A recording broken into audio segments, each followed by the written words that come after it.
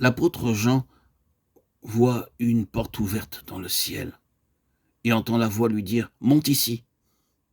Ravi en esprit, fortifié par l'attouchement de la main du Seigneur, Apocalypse 1,17, Jean est transporté jusqu'au centre même du ciel, jusqu'en la présence du Seigneur, Dieu Tout-Puissant, qui demeure au sein d'une lumière inaccessible.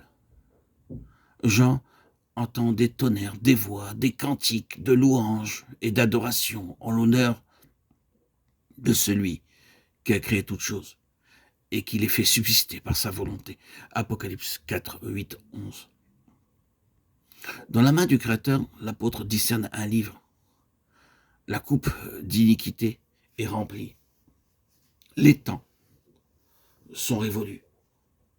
Le temps de la grâce a assez duré. L'heure des jugements va sonner sur une humanité révoltée qui méprise le salut offert. Une voix crie, qui est dite d'ouvrir le livre et d'en délier les sceaux. Qui est digne d'exécuter les desseins éternels de celui devant qui les anges se voilent la face en répétant « Saint, Saint, Saint est l'Éternel des armées ». Et il ne se trouve personne dans les cieux, pas même l'un des archanges, personne qui soit digne d'ouvrir le livre et de le lire. Tout d'un coup, Jean aperçoit au milieu même du trône un agneau qui était là, comme immolé, lequel s'avance et prend le livre de la main droite de Dieu, Apocalypse 5, 6. Aussitôt, les chants éclatent. Le cantique d'adoration à l'agneau immolé remplit les cieux. Et nous nous rappelons les paroles de Jésus au jour de son pèlerinage. Le Père ne juge personne, mais il a donné au Fils tout pouvoir de juger, afin que tous honorent le Fils, comme ils honorent le Père. Jean 5, 22, 23. Seul celui qui a donné vie en rançon pour les pécheurs est digne et capable de juger. Et il jugera ceux qui ont refusé d'obéir à l'Évangile.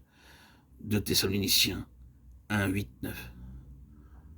L'agneau se tenait là comme immolé. Le sacrifice accompli au calvaire est permanent. Il est toujours présent et gravé dans le cœur du Père. Il fait à jamais le thème des louanges célestes. Il est le sujet de l'adoration des anges.